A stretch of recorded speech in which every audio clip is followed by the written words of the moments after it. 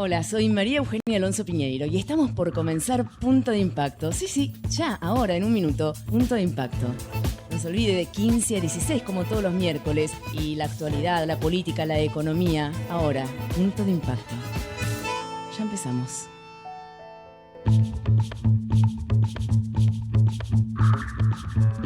En el mundo habrá un lugar para cada despertar, un jardín de pan y de poesía. Bueno.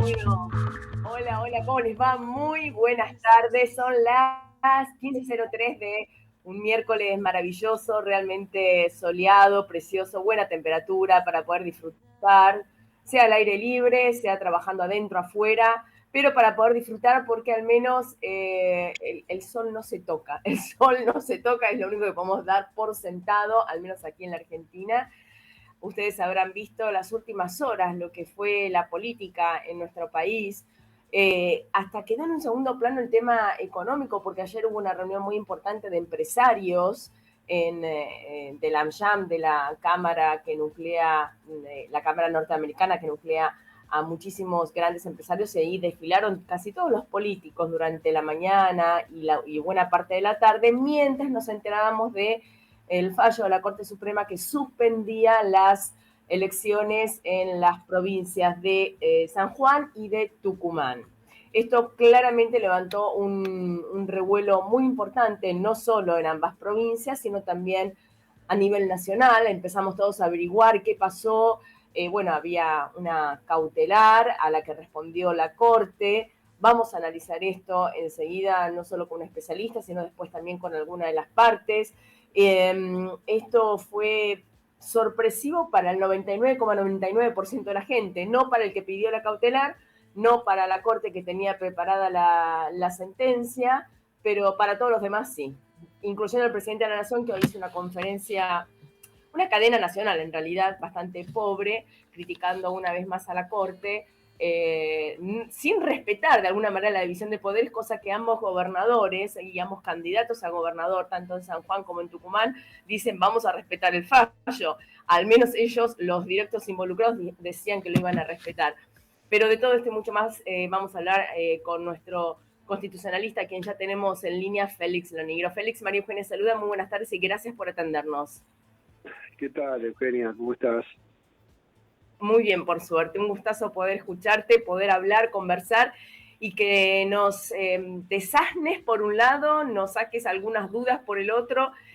Un fallo realmente sorpresivo, el de la Corte suspendiendo hasta nuevo aviso elecciones en San Juan y en Tucumán. Sí, un fallo. En realidad es sorpresivo por el escenario, porque faltan pocos días y demás.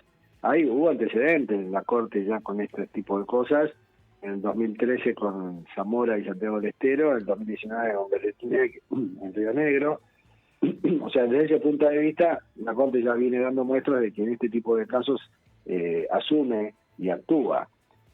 Pasa que, bueno, ahora es por el tiempo que falta, casi menos de una semana antes del comicio, ¿no?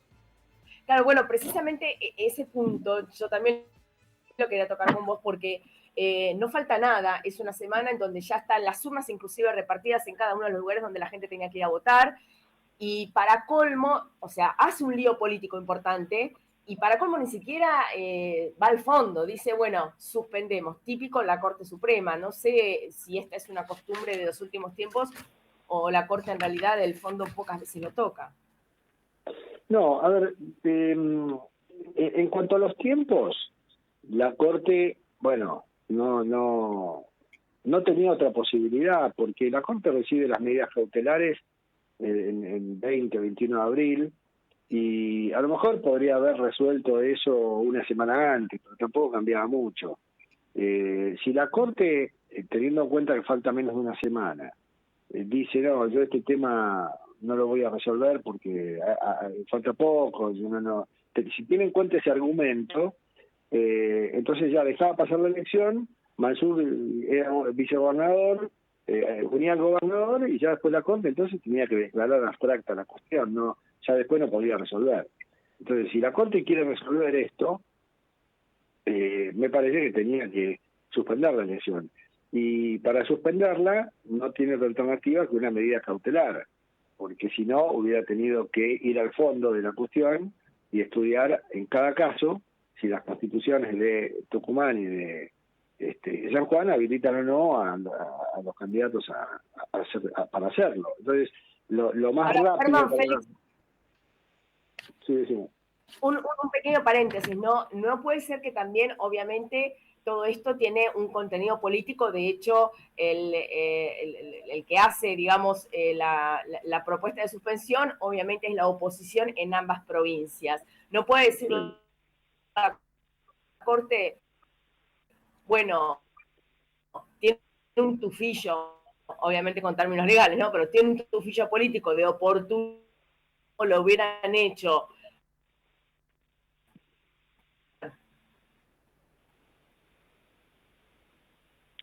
¿Hola? Hola. Creo que se está cortando. Sí, ¿me escuchabas ahí? Sí, A ver si te escuché, tenemos una... te escuché hasta que decías que esto tiene tufillo a valor político, ¿no? El fallo de la Corte. Después no te escuché Claro, más. la Corte podría haber dicho, si lo presentaron tan al ras de la elección, bueno, como vos bien decís, después de la elección sería algo en abstracto, pero también el oportunismo de la oposición de hacerlo tan pegado a la fecha, podría la Corte haber dicho, lo hubieran hecho antes, porque ahora es imposible de fallar. Bueno, a ver, todas las lecturas que se puedan hacer acerca del por qué la Corte hizo esto, hizo lo otro, bueno, quedan a criterio de quien las hace. Yo en lo personal tengo como una especie de tic de mirar los fallos en un sentido jurídico. Yo tengo una mentalidad muy jurídica, no tengo una mentalidad política. Entonces, yo analizo si las cosas están técnicamente bien o mal hechas, si corresponde o no corresponde. Ahora, si después, detrás de los fallos, hay política, bueno, puede ser, y si lo es condenable, aun cuando la resolución sea ajustada a derecho, si se hizo con una finalidad política, es condenable. Hola, ahí se escucha sí, todavía. No, te sigo. Estoy. Pero bueno, puede ser lo que decís, pero yo no lo miro porque estoy más entrenado para mirar la cuestión técnica, ¿no? Si no, y si es así como vos decís, ya es condenable, porque los jueces tienen que dictar sus fallos conforme a derecho, no pueden hacer otra cosa. Y tampoco los jueces le pueden decir a las partes, Correcto. le hubieran hecho antes. Esta pregunta.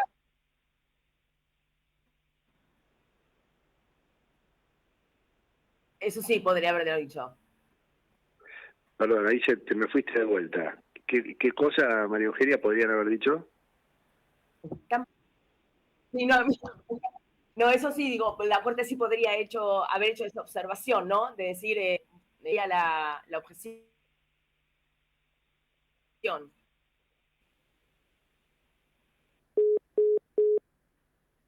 Estamos con un problema de delay importantísimo.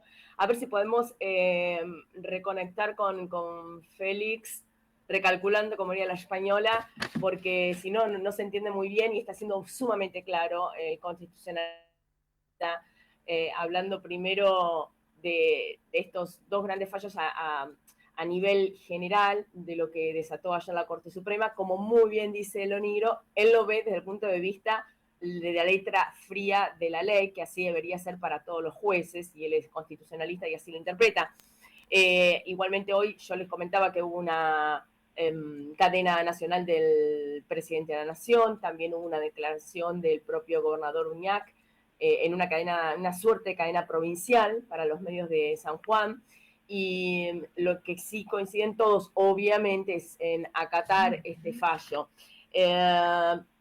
Félix, ¿te tenemos de nuevo en línea? De vuelta, sí, se había cortado. Ok, perfecto. Bueno, yo quería saber si con el fallo de la Corte de suspender esta elección, en San Juan tengo entendido que la Constitución sanjuanina obliga a que la elección de gobernador y municipales sea el mismo día. No así con la nacional, Sí. De hecho está desdoblada. pero los ponen en Sí. serio problema porque el fallo habla de la suspensión solo de gobernador. Bueno, ese es un tema que, digamos, la Corte lo que hace con esto, de alguna manera, es obligar a las autoridades a tener que suspender todas las elecciones, hasta unirlas de vuelta. O sea, vamos a suponer que la Corte hubiera suspendido todas las elecciones. Bueno, entonces las autoridades no pueden cumplir con la Constitución de convocar elecciones. Y bueno, pero hay una Corte que lo impidió. En este caso, la Corte, de algún modo, les está impidiendo cumplir con la Constitución de la provincia de que tienen que convocar elecciones conjuntamente, las legislativas y las de gobernador. La pregunta es, bueno, pero ¿el poder político ahí puede resolver esta cuestión? Y bueno, sí, suspendiendo las de gobernador y esperando que se resuelva estas es decir, suspendiendo unas y las dos y esperando unificarlas en otra oportunidad. Eso lo podría hacer el poder político. Ahora, si el poder político decide seguir adelante con las legislativas, ¿es cuestionable eso desde el punto de vista jurídico? Y hasta cierto punto, porque no es voluntad de ellos, ha sido la Corte la que decidió esto. Claro. Es un tema dudoso. Y además es un tema económico importantísimo de gasto para la provincia. Ya está todo dispuesto, están las urnas, está todo el movimiento hecho. Sería doble gasto, va a ser doble gasto. Sí, bueno, el tema de las boletas son las mismas, el tema de las urnas, únicamente el tema de la movilización de las urnas, que puede haber llevado el gasto de la movilización. Pero sí, bueno, la Corte eso no lo ha tenido en cuenta porque ha considerado que sería mucho peor dejar pasar y que después ya la cuestión se declare abstracta. Entonces la Corte prescindió de ese tema económico.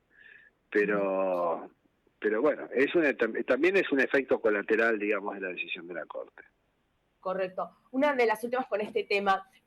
Hoy el gobernador Uñac recordó que la propia Corte o el Tribunal Electoral de la provincia había habilitado su candidatura e inclusive Laura Monti había dictaminado que era correcto y que la Corte la Corte Suprema de Justicia de la Nación no debería interferir en esto, aún así tuvo que elevarlo por una cuestión de proceso.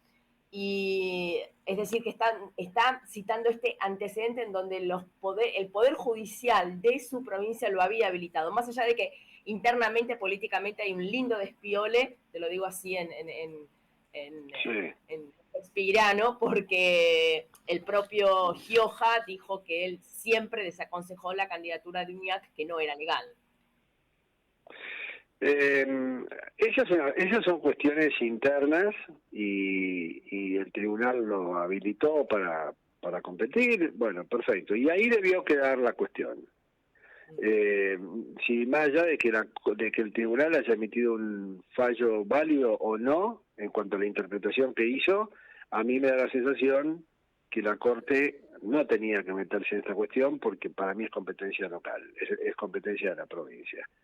Pero bueno, hizo esta interpretación de que se viola el sistema republicano previsto en la Constitución Nacional y establecido como obligatorio para las provincias también por la misma Constitución Nacional, y se violaba esto de la renovación periódica de autoridades, que es característica del sistema republicano, y entonces la Corte, porque la Corte con una medida cautelar dice, se estaría violando, pero todavía no resolvió nada. Simplemente aceptó el tema pensando que eso podía ocurrir y que es lo que quieren analizar. Bueno, yo no estoy de acuerdo porque eso de la renovación periódica de autoridades, ¿qué significa? La alternancia republicana, ¿qué significa? Significa que tienen que gobernar personas distintas. La alternancia significa que pueden ser 2 veces y después no, 3 veces y después no.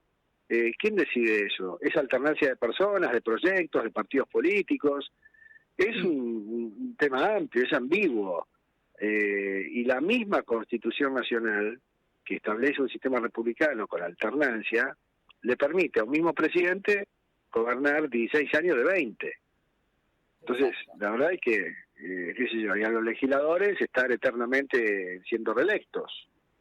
Correcto.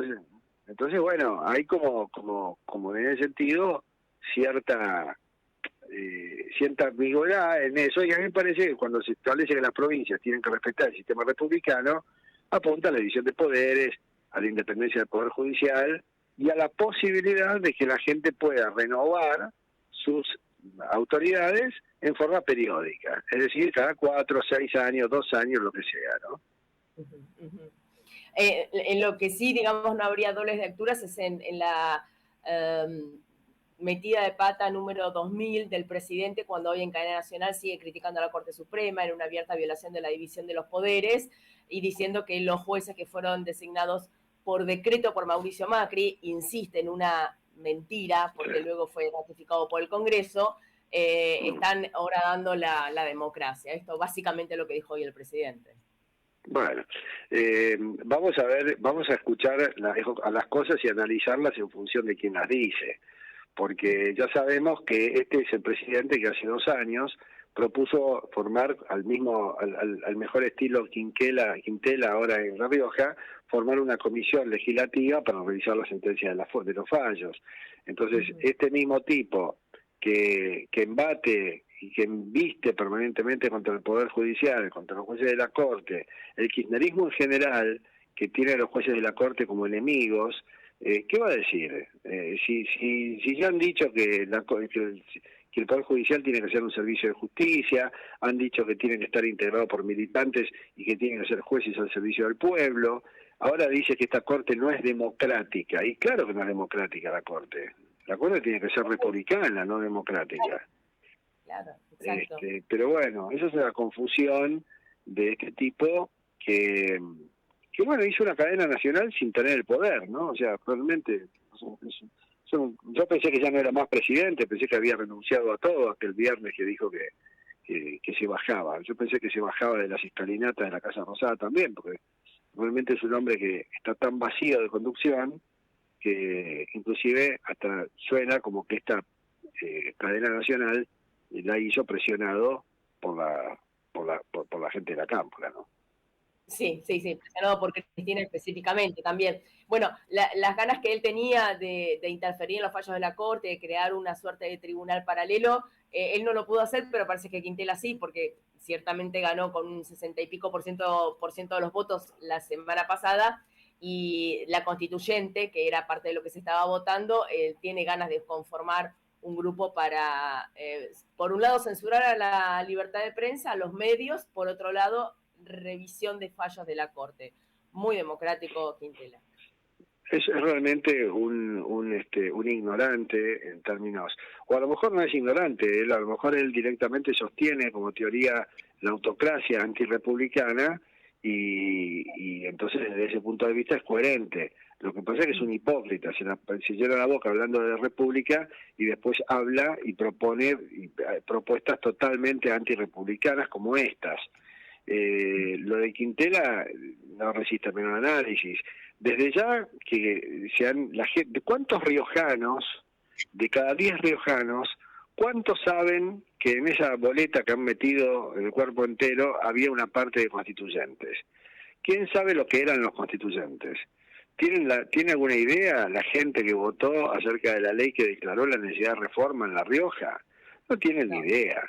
Han ido a votar autoridades y algunos ni pueden pronunciar la palabra constituyente.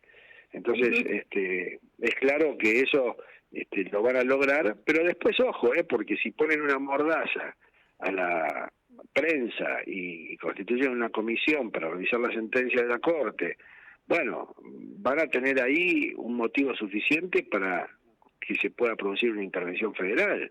El próximo gobierno tendrá que estar atento con eso, porque si no se va a convertir eso en una pequeña monarquía, en un condado. Sí, aún así, haciendo un pequeño paréntesis, yo te comentaba el otro día que veo una fuerza muy intensa, muchas ganas de censurar a la prensa. Lo veo también a nivel internacional, pero hablando específicamente de la Argentina, inclusive con candidatos que no tienen cargo alguno, como Milei, que iba a dar entrevista en la Gaceta de Tucumán y él dijo de qué le podían preguntar y de qué no le podían preguntar. La Gaceta de Tucumán se negó, no fue la entrevista luego hecha, con lo cual hay una fuerte censura por parte de derecha, izquierda, libertarios, no libertarios, bastante miedo a la prensa. No tengo la menor duda de que los libertarios no lo son tanto cuando se trata de libertad de expresión. Son personajes que no toleran. Milei es un tipo que no tolera que lo contradigan, embate también contra aquel que opina diferente, agrede, indudablemente tiene con la prensa un problema y lo va a tener si es presidente. Yo creo que Milei es potencialmente un peligro para la Argentina, ¿no? Bueno, es el famoso lema de los extremos se tocan, ¿no? Extrema derecha, extrema izquierda se tocan. En un punto el autoritarismo son iguales. Es el populismo de otra manera, los dos, digamos, los dos son un poco anárquicos, entienden que no tiene que haber un Estado, claro. Dicen que el Estado es opresor, y eso conlleva la anarquía, y la anarquía es justamente la esencia, es lo contrario a la organización, que es el Estado mismo. Entonces, pensar en alguien que dice que no tiene que haber Estado es pensar en alguien que propone anarquía.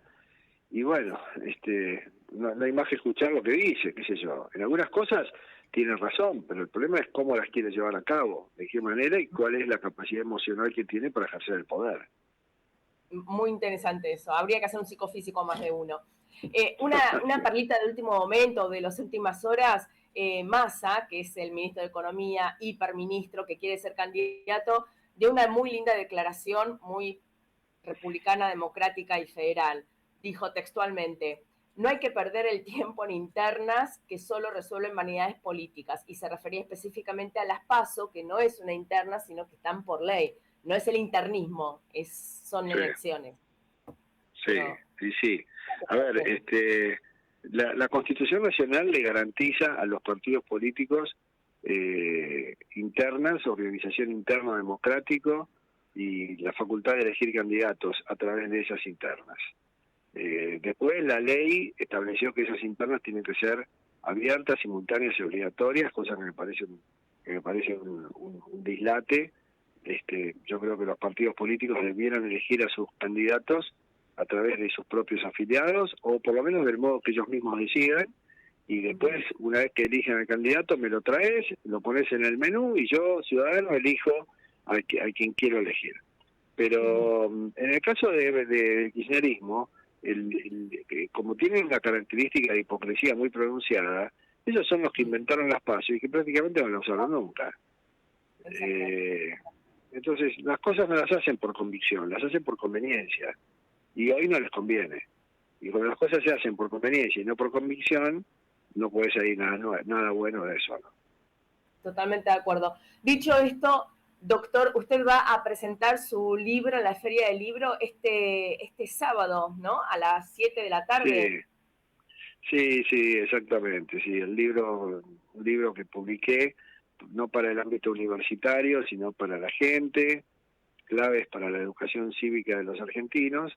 Por supuesto, María Eugenia, no es un libro que tenga pretensión de bestseller, ni mucho menos.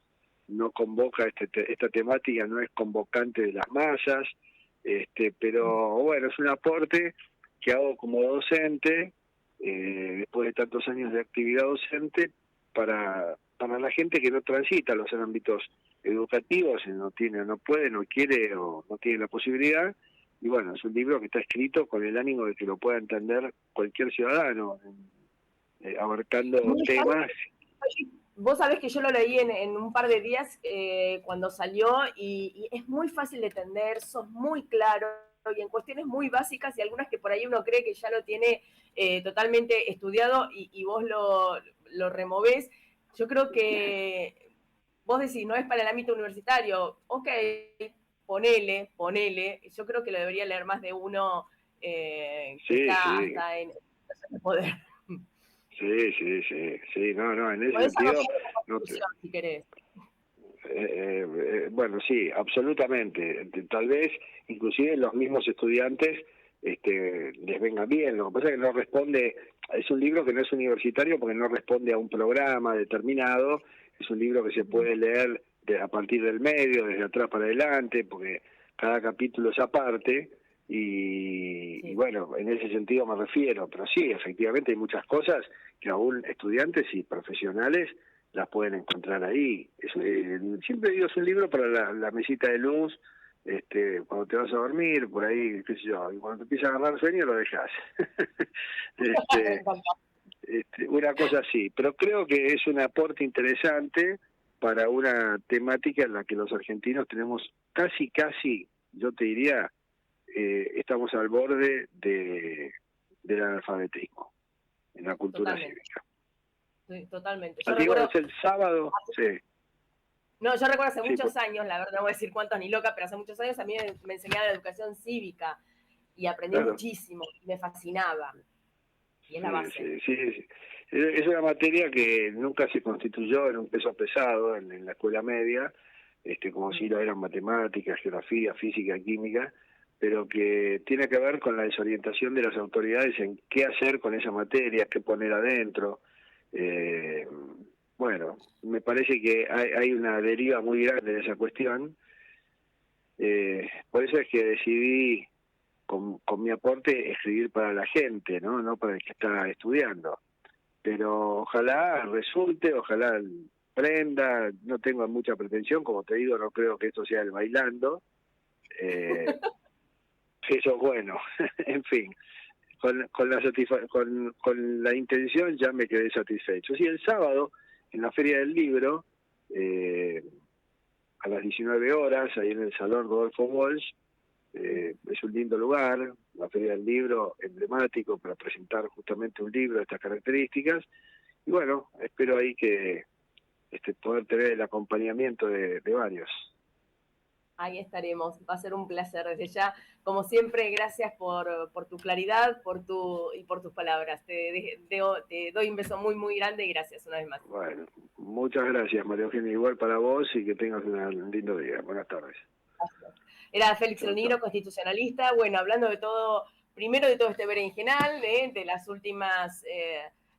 del último fallo de la Corte Suprema de Justicia con respecto a San Juan y Tucumán, y después ya, claro, obviamente todo esto va teniendo su trasfondo político, y no solo trasfondo, sino ya grandes y grandilocuentes declaraciones desde el presidente de la Nación hasta cada uno de los gobernadores afectados, y la oposición que lo toma como una, diría yo, como un triunfo electoral, un fallo de la Corte, lo cual también habla del desvarío de la oposición. Ya venimos. 28, 34, 58, 73.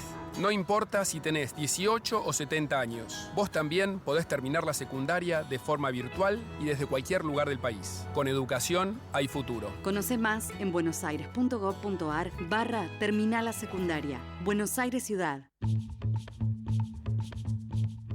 Ecomedios.com AM1220.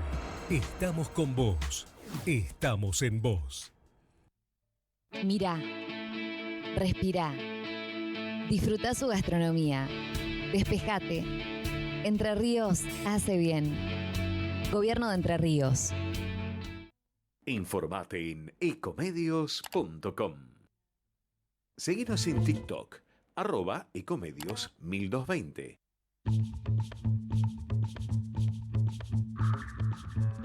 En el mundo habrá un lugar para cada despertar,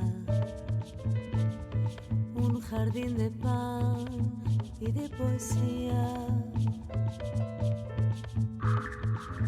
porque puestos a soñar.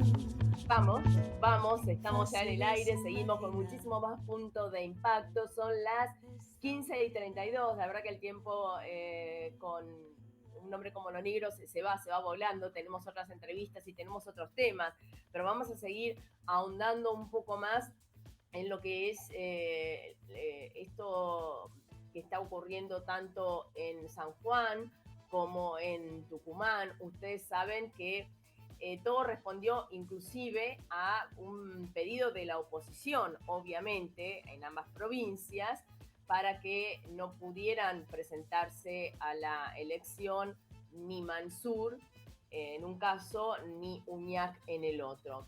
Recordemos que Mansur fue gobernador de Tucumán durante 2 periodos, ahora era un gobernador en uso de licencia durante unos meses porque fue llamado por el presidente Alberto Fernández para ser jefe de gabinete, pero unos meses en realidad a nivel nacional, uso de licencia, volvió. ¿Y por qué volvió a la gobernación? Porque dijo, esta es la mía, yo voy a ser candidato a vice, mi vice va a ser el candidato a gobernador, preparamos la campaña y el próximo domingo hacemos la elección. No le estarían saliendo los planes como quería, y la fórmula Jaldo Mansur en este momento, hoy, está suspendida por la Corte Suprema de la Nación. Pero como yo les decía, todo esto fue por un pedido de la oposición, y estamos hablando que se suspenden no solo a gobernador y vicegobernador, sino que hay que ver también si se vota todo lo demás, porque ahí entra en contradicción con algunos artículos de las constituciones provinciales. Bueno, para hablar de esto y mucho más estamos con Beatriz Ávila, que es candidata a intendenta de San Miguel de Tucumán. Beatriz Ávila, María Eugenia, saluda, muy buenas tardes y mil gracias por atendernos.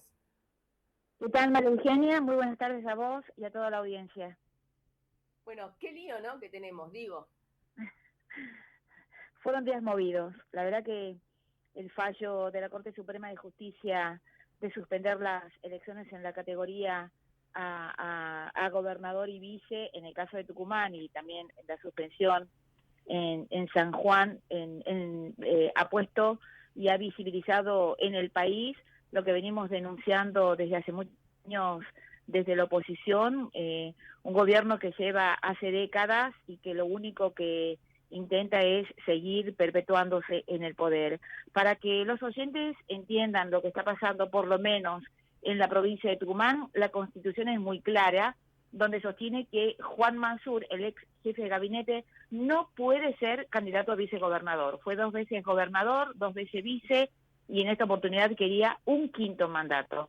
No puede ser bajo ningún punto de vista. Y la otra cuestión que la Constitución dice muy clara es que las elecciones se tienen que hacer 2 meses antes de la jura de nuevas autoridades. Acá en Tucumán es el 29 de octubre. Por lo tanto, las elecciones deben hacerse en agosto. Es decir, que ambas medidas, que el gobierno provincial haya adelantado las elecciones para el 14 de mayo, es inconstitucional, y la candidatura de Juan Mansur también es inconstitucional. Lamentablemente lo que nosotros tenemos acá es un poder judicial provincial que está cooptado por el gobierno, la legislatura tiene mayoría, los entes de controles son absolutamente de ellos. En realidad se vive una situación de inseguridad jurídica que ya no se puede sostener, y entonces al no tener, nosotros como oposición hicimos todos los pasos, presentar en la Corte de la provincia de Tucumán que era inconstitucional. Bueno, el último recurso, quien resguarda la Constitución Nacional y la autonomía y el federalismo y las constituciones provinciales, es la Corte. Hicimos la presentación en la Corte en abril, cuando Mansur se presentó como candidato a vicegobernador, y bueno, y ayer nos dimos, la verdad que de manera sorpresiva, con la resolución de la Corte Suprema, y que trae aires de institucionalidad, y en esta ganamos todos los tucumanos. Así que te puedo decir que ha sido una medida acertada desde nuestro punto de vista, obviamente. Beatriz, usted naturalmente dijo recién, sorpresivamente recibimos el fallo, nadie lo esperaba, aunque ustedes habían hecho esta presentación en abril. ¿La hicieron un poco tarde o es porque no tenían el tiempo antes, porque no estaban convocadas formalmente las elecciones? No, las elecciones estaban convocadas hace mucho tiempo, y a partir de nosotros, desde el momento que el gobierno convocó para el 14 de mayo, nosotros hicimos las presentaciones que era absolutamente inconstitucional, y lo curioso de acá, quien justificaba que debía hacerse el 14 de mayo, quien hizo la presentación en la justicia provincial, fue el Partido Justicialista de Tucumán, cuyo presidente es Mansur y vicepresidente es Jaldo. Es decir, que el propio Mansur y Jaldo fue a su justicia para que Mansur y Jaldo puedan ser candidatos, ¿no? Esto solamente creo que pasaba acá en Tucumán. Y es cierto, nosotros hicimos la presentación como correspondía después que Mansur confirmó que iba a ser candidato, pero bueno, los tiempos del Poder Judicial, bueno, eso lo manejan ellos, ¿no? Nosotros, la verdad que nos enteramos ayer a las 3 de la tarde de esta decisión y ahora estamos esperando que el gobernador de Tucumán responda a la Corte el requerimiento para que se pueda avanzar sobre la cuestión de fondo, ¿no? Esta es una medida cautelar. La cuestión de fondo es que la Corte nos diga si Mansur verdaderamente puede ser o no candidato a vicegobernador. Nosotros sostenemos que no. Pero bueno, falta esa decisión final de fondo para ver qué va a pasar con las elecciones en la provincia de Tucumán, que te reitero, según la Constitución, tiene que ser en agosto. Si no es una fecha en la segunda quincena de agosto, bueno, la Constitución te prevé que si hay elecciones nacionales también se podrían hacer de manera conjunta, ¿no? Elecciones nacionales tenemos el 13 de agosto en Las PASO. Correcto. Es un lindo lío político el que tienen ustedes. Inclusive yo quisiera aclarar un poco a los oyentes que usted es candidata a intendente de San Miguel de Tucumán, es esposa de Alfaro. Sí. Alfaro, su marido actualmente es el intendente, ¿no?, de San Miguel de Tucumán. Sí, Germán Alfaro es intendente de San Miguel de Tucumán, presidente del Partido Justicialista. Integramos Juntos por el Cambio ya desde el 2015 y yo actualmente soy senadora nacional de Juntos por el Cambio por la provincia de Tucumán y candidata de la coalición en San Miguel de Tucumán. Su marido me acaba de decir, discúlpeme, por ahí escuché mal, que es el presidente del PJ también ahí en Tucumán. Del Partido por la Justicia Social, es el PJS. No, es el PJS y con este partido nosotros nos incorporamos a Juntos por el Cambio. Y bueno, y venimos ya denunciando desde hace mucho tiempo esta falta de inseguridad jurídica en la provincia de Tucumán, en donde las autoridades creen que pueden avasallar las instituciones y que puede haber impunidad. Así que en Tucumán esta medida ha sido muy bien recibida. Obviamente que nosotros queremos que haya elecciones, pero acorde con lo que dice la Constitución. Y en esto básicamente lo que han ganado acá todos han sido los tucumanos. Eso es, y la sociedad lo ha tomado de esta misma manera que, bueno, ya que no conseguíamos que la Corte Suprema de Justicia de la provincia, que ha hecho un papelón, realmente ha hecho un papelón con sus fallos, ha sido la Corte Suprema de Justicia de la Nación quien ha puesto de nuevo las cosas en su lugar, de dar institucionalidad en la provincia de Tucumán, porque a nivel nacional siempre se hablaba de Formosa, ¿no?, como un ejemplo de feudalismo, pero nosotros en Tucumán lo vivíamos hace mucho tiempo y a partir de este fallo es como que recién se visibiliza, ¿no?, lo que pasaba. Más tenemos un sistema electoral de acoples totalmente dañino para la democracia tucumana y bueno, que hoy se visibilice y que el país hable de lo que está pasando en Tucumán, cuna de la independencia y donde nació nada más y nada menos que Juan Bautista Alberdi, para nosotros la verdad que es una gran satisfacción que puedan ver lo que está pasando en Tucumán, y lo que pedimos es que simplemente se acate el fallo, es lo que pedimos.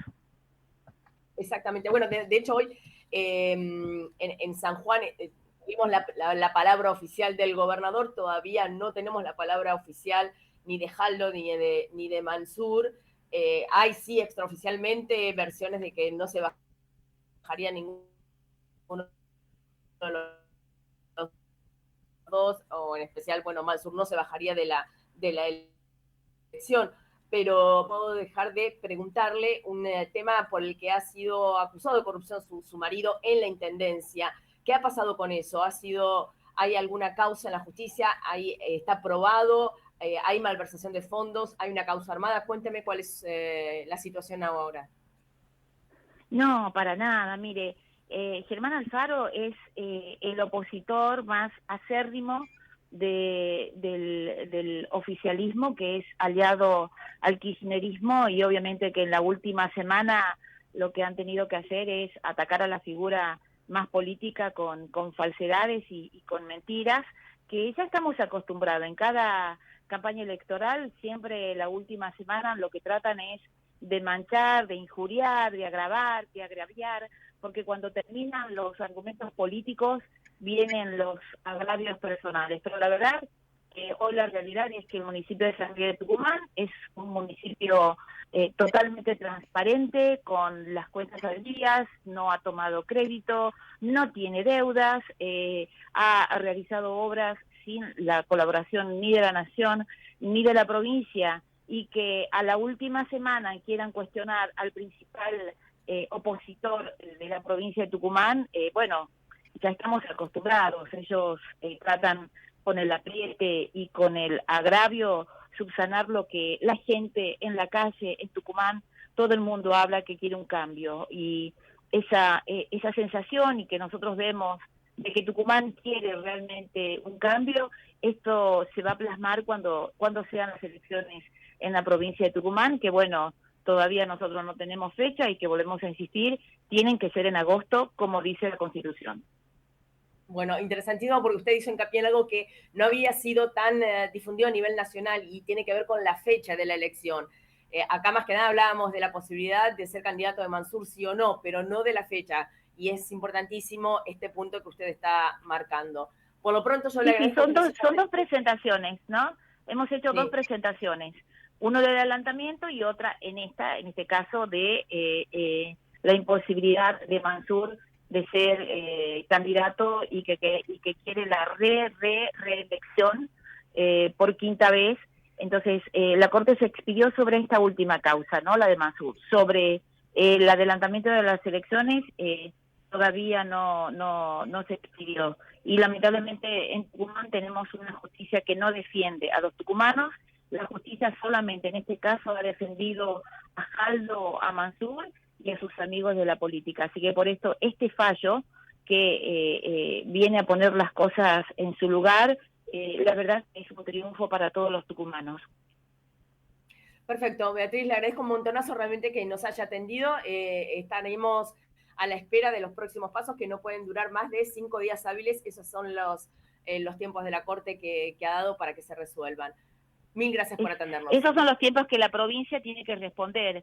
Ahora Correcto. los tiempos ahora tendremos que esperar cuando la Corte defina la cuestión de fondo.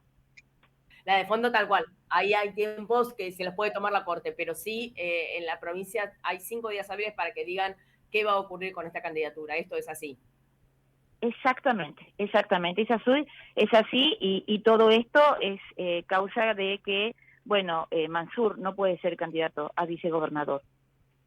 Beatriz Ávila, una vez más, gracias por atendernos y que termine muy bien la jornada. No, al contrario, muchas gracias a ustedes. Muy buenas tardes. Muy buenas tardes. Era Beatriz Ávila, que es candidata a intendenta de San Miguel de Tucumán. Ya venimos. 28, 34, 58. 73. No importa si tenés 18 o 70 años, vos también podés terminar la secundaria de forma virtual y desde cualquier lugar del país. Con educación hay futuro. Conoce más en buenosaires.gov.ar/terminal la secundaria. Buenos Aires Ciudad. En el mundo habrá un lugar para cada despertar, un jardín de pan y de poesía, porque puestos a soñar, fácil es imaginar esta humanidad. Con mucho más punto de impacto, qué programa intenso, bueno, con una entrevista detrás de la otra, más que nada con estos temas políticos. Teníamos previsto en algún momento, obviamente, hablar de la economía, porque recordemos que a todo esto, la semana pasada, justo mientras estábamos en vivo, el miércoles pasado, el INDEC había dicho que no iba a dar a conocer el índice de inflación, que tiene que darlo pasado mañana viernes, porque había elecciones en las provincias, entonces lo iba a dar el lunes. Hubo tanta queja por parte de los medios, por parte de la política, por parte de empresarios también, que dijeron, bueno, no, volvemos para atrás.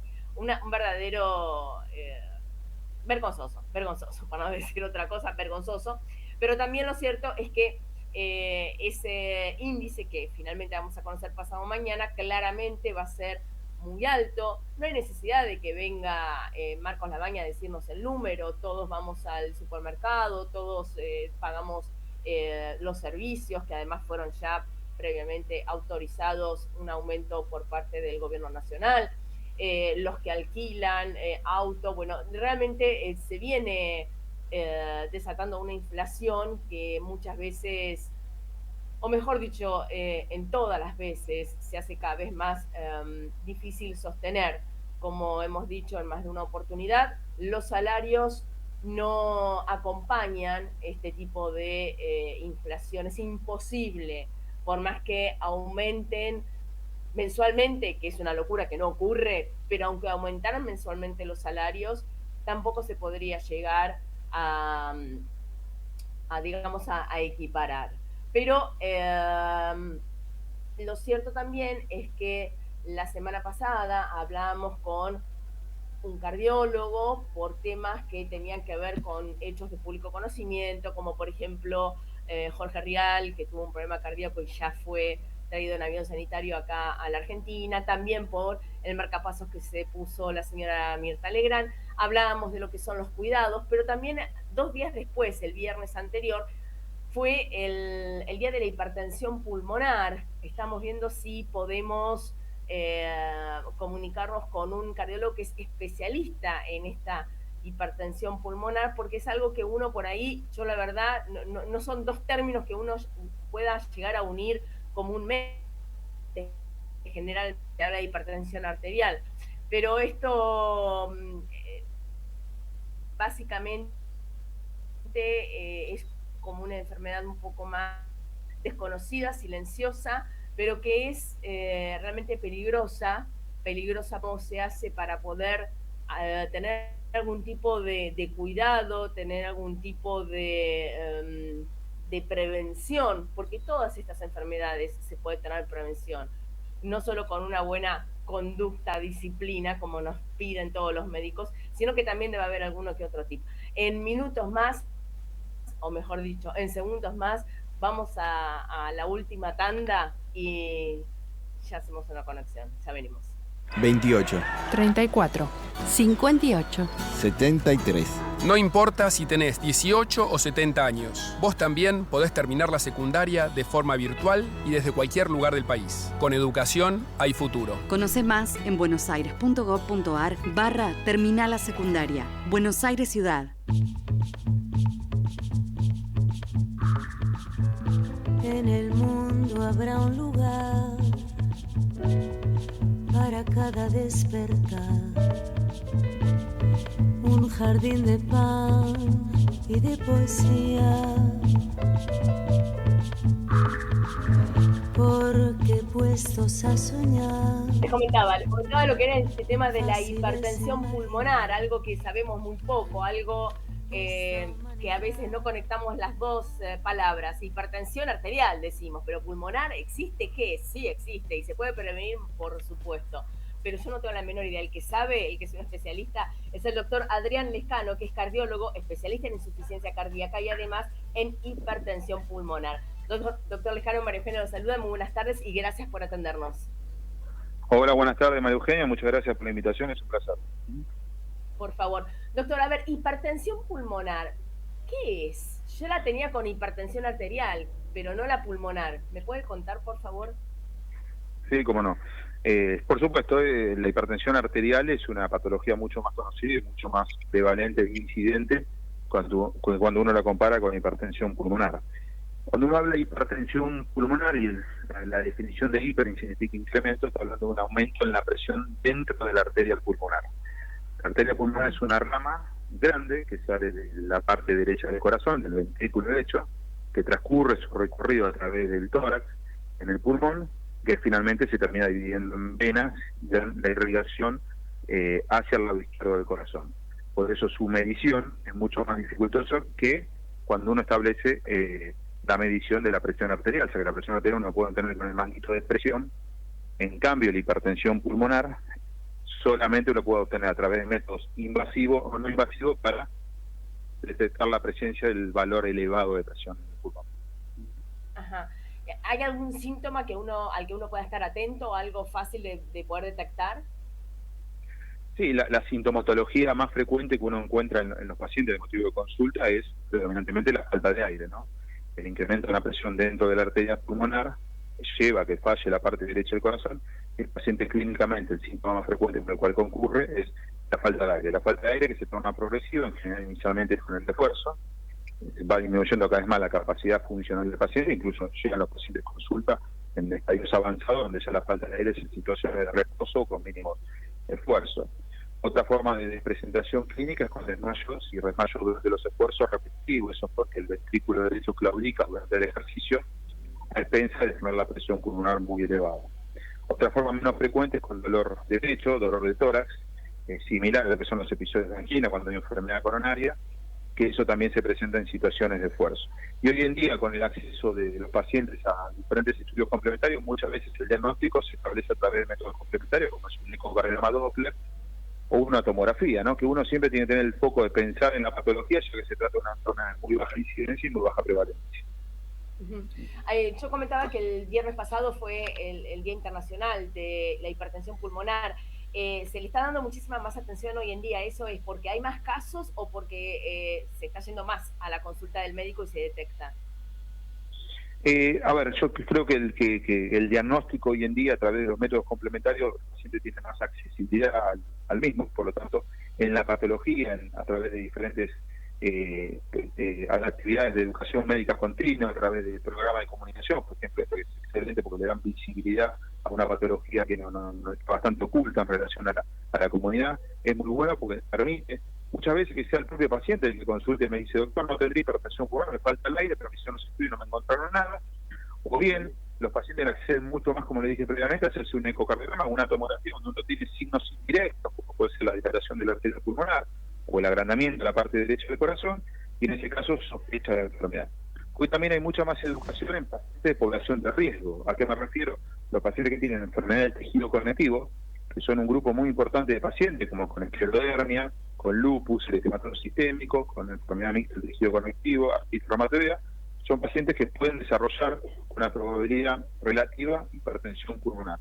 Por eso es muy importante la concientización de esa población y muchas veces los pacientes solos nos vienen a evaluarse con el cardiólogo, el neumonólogo, el reumatólogo, para descartar la presencia de hipertensión pulmonar. Así que yo creo que es un mix de factores que determinan que uno pueda tener mucho más diagnóstico de lo que era antiguamente. La patología siempre existió, pero pasaba frente a nosotros en la evaluación clínica y no la diagnosticaba.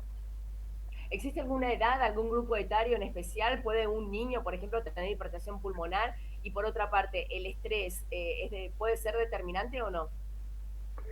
En relación al grupo etario más frecuentemente afectado, ha cambiado un poco el perfil de la epidemiología, ya que hoy la edad media de presentación en los registros era entre, diría, 45 a 53 años. El género que más frecuentemente se encuentra afectado son las mujeres, 75, 80, 70% dependiendo de la serie, y todos los grupos etarios pueden estar afectados, de tal forma que uno tiene la hipertensión pulmonar del recién nacido, hipertensión pulmonar pediátrica, hipertensión pulmonar hereditaria, y hipertensión pulmonar hoy en día en pacientes muy grandes que antes no nos encontrábamos en esa situación. También, por suerte, con el advenimiento de diferentes esquemas terapéuticos, hoy la sobrevida de la enfermedad ha cambiado significativamente y la calidad de vida, lo cual nos enfrenta a pacientes que tienen una sobrevida mucho más prolongada que lo que encontrábamos hace 20 años atrás cuando yo empecé personalmente a trabajar en lo que es la patología. Así que ese globalmente es el perfil epidemiológico. Después también en la infancia usted tiene los pacientes que tienen cardiopatía congénita, es decir, que nacen con una enfermedad cardíaca, que si no se corrige, por supuesto, usted tiene mucho más chance de tener hipertensión pulmonar que aquellos pacientes que se llegan a corregir. ¿Y el estrés es algo que puede influir? No, el estrés que per se, esto no hay que confundirlo con lo que es la insuficiencia del lado izquierdo del corazón, la falla cardíaca izquierda, donde hay los factores predominantemente que influyen en el desarrollo de enfermedad coronaria, infarto, como el estrés, factores como la ingesta excesiva de sodio o el sedentarismo, si bien tiene mucho impacto sobre el lado izquierdo, no tiene una estricta correlación con el desarrollo de hipertensión pulmonar. Con esto no quiero decir que los pacientes no tengan que hacer actividad física, sino lo que quiero transmitir es que no es que porque uno es sedentario desarrolla hipertensión pulmonar, Nuestro objetivo en el tratamiento incluso es a los pacientes ponerlo en un programa de rehabilitación y hacer actividad física supervisada, que eso claramente han demostrado mejorar la calidad de vida. Claro, bueno, como al principio cuando con el asma se aconsejaba que el paciente no se moviera más o menos, hoy en día se sabe que la actividad física es fundamental para un paciente asmático. Sí, por supuesto, eso coincidimos 100%, esto lo extrapolable al resto de las patologías cardiovasculares. Uno se formó hace 30 años atrás, siempre no hay que hacer actividad física post-infarto, no hacer actividad física en insuficiencia cardíaca, mucho menos en hipertensión pulmonar. Hoy en día las recomendaciones y las guías de seguridad son claras en cuanto a la necesidad que los pacientes hagan actividad física para disminuir la tasa de complicaciones. Es importante lo que usted dijo antes, que hoy en día hay farmacología para poder ayudar a una sobrevida y sobre todo a la calidad de vida, ¿no? Pues tampoco es cuestión de vivir 120 años hecho bolsa, así nomás se lo digo, sino bien, de buena manera. Exacto, sí, uno apunta a la calidad de vida como uno de los objetivos terapéuticos. Nosotros, el objetivo principal en esta enfermedad es una detección precoz. Para eso tenemos que trabajar en conjunto en la comunidad, exigiéndonos a los profesionales de la salud el diagnóstico. Nosotros como médicos capacitándonos en lo que es el diagnóstico precoz, porque lamentablemente hay un poco conocimiento incluso en la comunidad científica sobre esta enfermedad. Tercero, utilizar las herramientas adecuadas y acordes para hacer un diagnóstico precoz, que incluye un ecocardiograma, un estudio de función pulmonar, incluso un cateterismo cardíaco del lado derecho del corazón. Y el cuarto eslabón importante es empezar un tratamiento precoz y efectivo. Hoy en día, hoy tenemos muchísima información de lo que es la medicina basada en la evidencia, que nos respalda de forma muy robusta los tratamientos efectivos que existen en esta enfermedad, que pueden ser oral, inhalatorio, subcutáneo, intravenoso, dependiendo del riesgo, pero que claramente han cambiado la calidad de vida, por supuesto, la tasa de internación, pero también la sobrevida de la enfermedad en el seguimiento a largo plazo, lo cual es muy diferente a lo que era la patología hace 2 décadas. Perfecto, clarísimo. Doctor Lescano, le agradezco realmente muchísimo que nos haya atendido y que tenga una excelente tarde. Bueno, yo le agradezco, la verdad, por el espacio, por darle visibilidad a una patología que muchas veces está olvidada y que nos concienticemos entre todos entre esta y otras patologías que uno realmente puede cambiar la historia natural. Así que muchísimas gracias a usted. Por favor. Un placer. Era el doctor Adrián Lescano, cardiólogo, especialista en insuficiencia cardíaca e hipertensión pulmonar. Realmente interesante. Por la tarde de hoy se fue el programa, pero no se preocupe, porque el próximo miércoles a las 15 va a haber mucho más Punto de Impacto. Porque puestos a soñar, fácil es imaginar esta humanidad en armonía.